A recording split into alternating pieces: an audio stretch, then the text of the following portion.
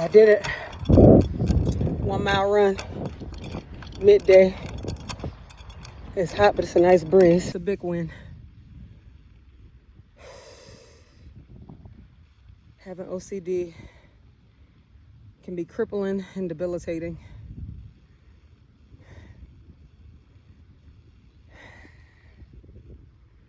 It makes you fearful of living. It makes you fearful of living. I was always adventurous. Never really afraid of the outdoors. I love to explore. I have an inquisitive mind. Always asking the questions why, the small whys and the big whys. And then life happened. Compounding traumatic events happen. And I developed OCD Religious-Scrupulosity.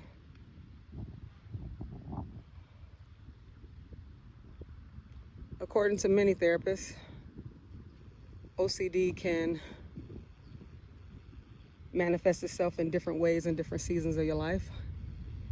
So when I was younger, I kind of felt like I had it, but it was more so controlling my controllables, mainly starting with order in the home, and then order at work, order with tasks, needing to be perfect, get it right, just right before you start, which lends itself to perfectionism. And after the compounding traumatic events happened, the OCD morphed and manifested itself as religious scrupulosity. OCD attacks the things that we value the most. And my relationship with God is something that I greatly value. And so OCD tells a lot of lies. Religious scrupulosity tells a lot of lies. And so it made me fearful of everything that I did. I could not make a right decision no matter how good my intention was, or none of that. So it made me fearful of being outside, being around humans.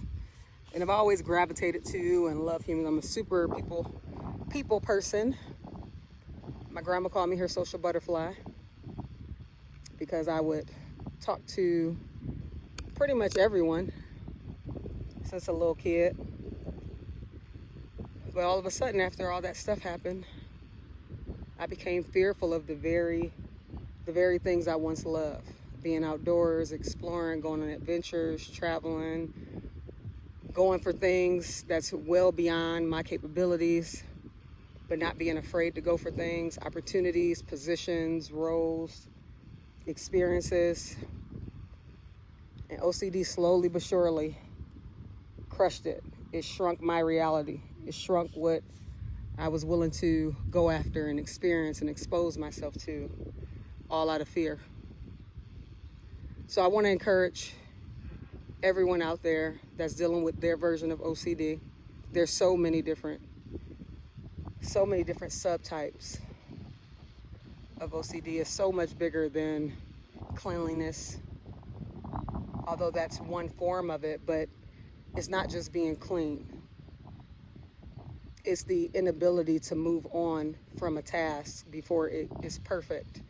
So much so, it debilitates you from living your life and make you fearful of the very thing that God has placed here to set us free and to have us have all these beautiful experiences. So this is a major win. Getting to the club win of things, that's where club win came from. That's essentially where it came from. I like to celebrate, I like to explore, I like to uplift others, and I'm really good. I was really good at uplifting myself, but after all that stuff happened, I was not. And so I dug myself out of depression with the help of God, of course, and the help of many of you YouTubers out there. I did a lot of mirroring to get myself off that couch and get myself moving. And it's been 4 years of me watching other people have a great time and explore And now it's finally, I'm finally free. Well, I'm free indeed, but I'm actually demonstrating my freedom by getting myself back out here and exploring. I could not, just last week, I could not sit out here on this grass without being fearful and looking over my shoulder and wondering about people's intentions, people that were here just working out. But how OCD is it creates this narrative in your mind that this is out to get you and that is out to get you, and you can't trust this, you can't trust that, and your life is going to end, it's going to be shortened. People like to throw around the word OCD, but I'm telling you, you do not want that disorder. It is no joke. It gives you nightmares, it keeps you up at night. I developed insomnia as a result. Hallucinations. It is not a life that you want. So I would encourage you, if you haven't been diagnosed with it, or you don't really have debilitating experiences, don't go around saying you got something that you would not want.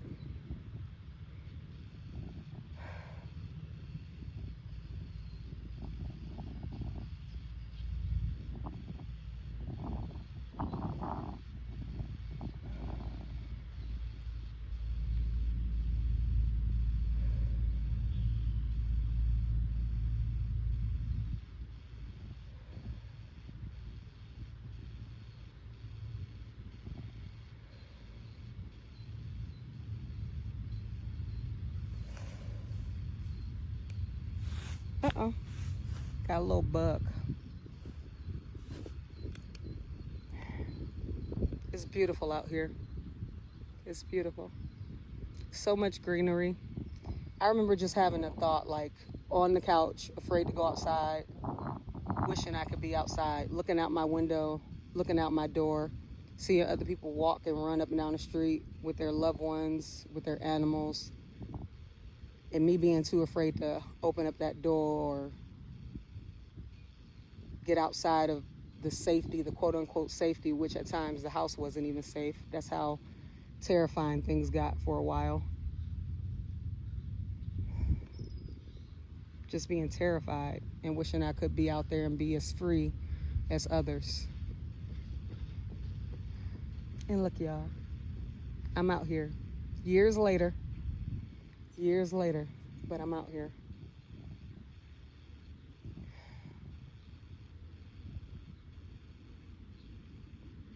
Whew, I'm getting emotional because the fear was so consuming. It consumed every part of my world. And I just couldn't. I couldn't. Until I could.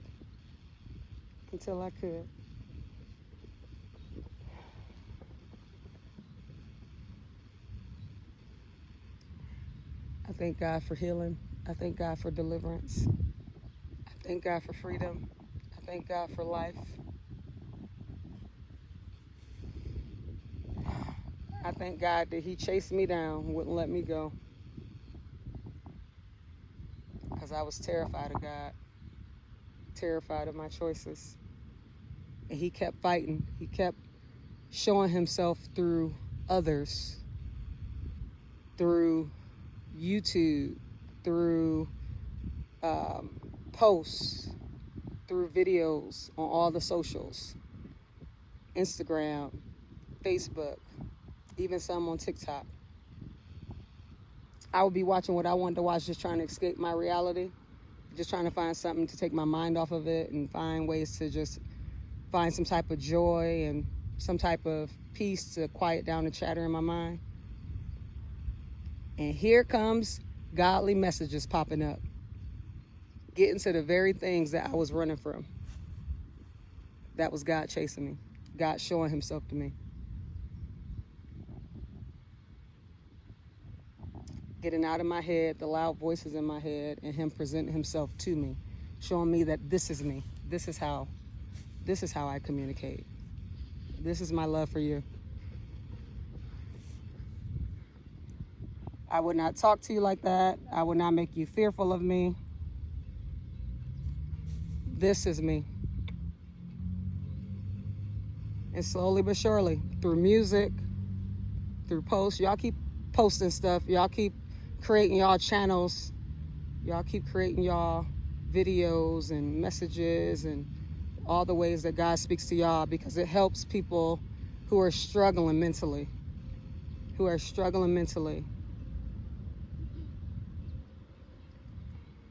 This thing is bigger than all of us. Of course, it's a spiritual attack, but it manifests itself in addiction. It manifests itself in mental conditions. So y'all keep showing up. Y'all keep following directions that God give y'all, and y'all keep creating, because it helps those of us that are out here struggling. It helps us break free from all the chatter, all the noise in our mind, all the fearful, condemning thoughts. It helps. The people will find you.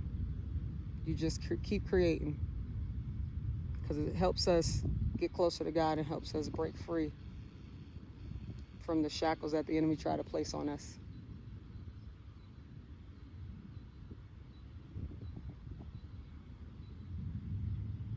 So stay obedient to your craft and committed to your craft, because God can use anyone in any place, anything that they're doing. It doesn't matter.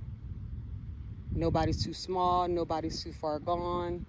Nobody's too broken. It does not matter what your past has been, the actions, the choices, your thoughts, the words, the conditions in which you were raised, the environment. God can use anything, anyone, anywhere, anytime for his purpose. And it's to help us be free, to realize that we were free all along, but to set us free spiritually, mentally, emotionally, so we can physically manifest freedom through our actions and not be caught up in the snares of our enemy. Ain't that something? I'm sitting up here talking the very thing that God's been trying to show me, but I was so fearful, y'all. Y'all don't understand how terrifying it was. But I thank God I'm not 100% healed. Well, I am, and I'm 100% free, but my reality just has to manifest itself towards that, so I can display that and I can show that through my actions, through my words, through my mindset. My reality just got to catch up with God's reality of my life, for my life. But I'm just thankful. In this moment, I'm thankful, I'm grateful. I could not do what I'm doing right now just a week ago. Just a week ago, I couldn't do it. But it's been a slow process. It's been slow wins. At times, it felt like setbacks where I'm making progress. I feel like I'm clear and I'm done with it. And then things happen and I feel like I'm back in the episode again. I'm terrified again. But it's never back to where it started. It's never back to ground one. I often say this because I'm starting from a position of knowledge, from a position of wisdom and power. I just didn't fully grasp it at times. And I wasn't fully operating in it at times. But you can use that at any point in your life. It feels like setbacks, but it's never a full setback, because you might have to take a step back, but it's never starting over from ground zero step back. Taking a step back so you can shift and you can be on the path that God has for you. But now you're shifting and you step into the side on a new path with more knowledge, with more wisdom, with more of an understanding, with more skills underneath your belt, more abilities. So it's never a full setback. You're just stepping back so you can redirect your path. And you step forward even stronger with more power. So y'all got this. If you out there struggling with OCD, any subtype, any form of OCD, know that you're not alone. Know that there's healing on its way. It's already there. It's freedom already there for you. You just got to hold on. Don't give up. I know what it's like to want to give up, to have the thoughts of giving up. But let me tell you something. In the moments where I thought I was going to give up, God stepped in. I could hear internally in my mind someone praying for me, and it was not me. I could not pray for myself. God was doing for me what I could not do for myself, whether it was an angel, whatever. I don't know who it was, but it wasn't me praying for myself because I didn't have it in me. Mouth was closed, terrified in the middle of the night, shaking, nervous system all wrecked. And I could hear internally someone praying for me. I could hear worship music playing on the inside of me. Y'all can't tell me God ain't real, because God saved my life many times internally from the thoughts that was trying to take me out of here. And people that know me would have never thought that that would be my reality, but that was my reality as a result of the traumatic events I had experienced. But God didn't give up on me. So I want y'all to know it's possible. God is not giving up on y'all. God will stalk y'all like he stalked me.